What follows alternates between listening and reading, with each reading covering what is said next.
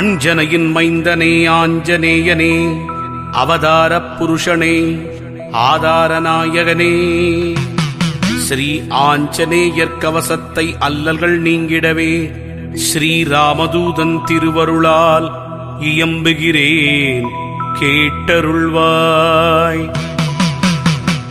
செல்வமாருதியே, சீர் சிறப்பு அருளிடுவாய், சிரம் தாழ்த்தி துதித்தேன், சிரஞ்சீவியே அருள்வாய்.